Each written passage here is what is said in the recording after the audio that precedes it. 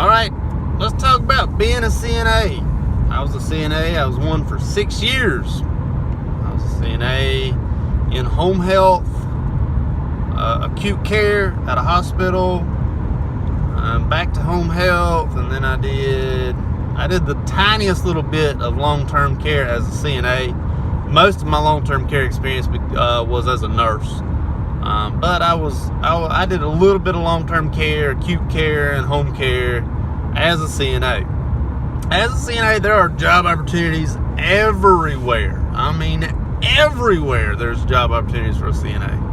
Home health, if you just get on Indeed and type in CNA work near me, home health is going to pop up like crazy. And locally, the most I've ever heard of a home health care place paying a CNA, I saw an advertisement for $12 an hour. That's probably with experience and certain credentials, probably like a CNA 2, something like that.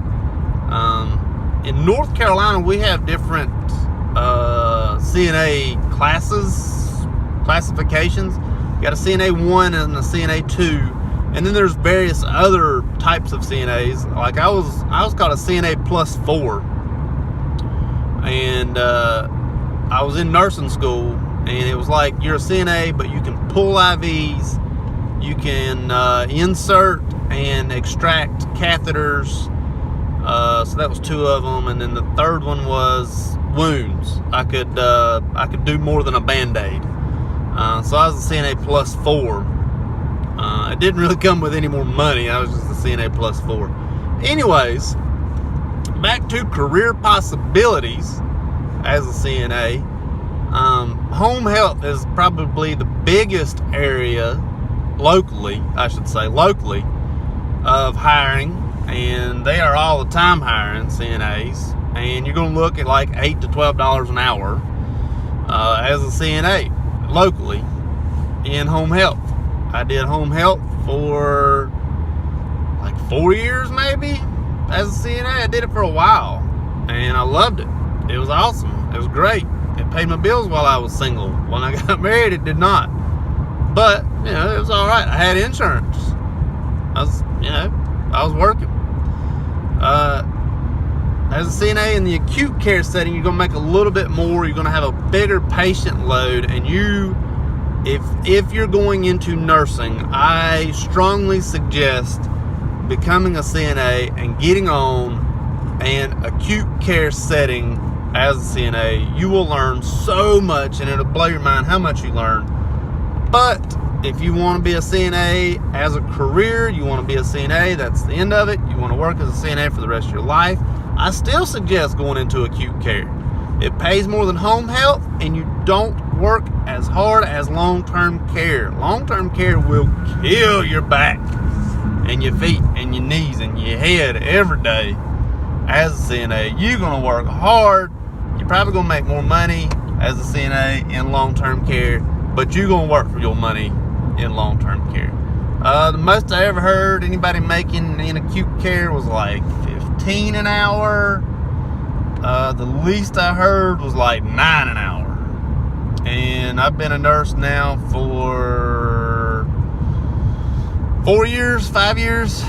So that's how long it's been since I've been a CNA. And I haven't heard any new figures in that amount of time. So since 2014, I haven't heard any new figures on being a CNA. So as of that time, $9 to $15 an hour in acute care. Now, long-term care, I've heard plenty of people making $15 an hour as a CNA, but you work hard for it. I mean, you work hard for that $15 an hour as a CNA in long-term care. It pays probably the best, but it's the hardest job. You work hard for that money. So I would encourage that, like if you're getting into it and you need the money now, because if you can get into acute care is where to be. Unless your heart is just in long-term care. Some people, their heart is just in long-term care. Like they feel the need that long-term care is like where they have to be. They just love the people there. And if that's you, go for it. I mean, go for it. You know, if long-term care is it, do it. It pays the best. You're gonna work the hardest. You'll probably get the most work in it, like most hours, because they're constantly needing people. But you know, if your heart's in it, your heart's in it. But if you want to make a career out of becoming a CNA, I'll give you this advice: take it or leave it. You can probably think that I'm stupid when I say it. Network, like meet people, because your body's not going to be able to take being a CNA forever. Because you're going to be pulling on people, pushing on people, lifting people, cleaning people, turning people, feeding people.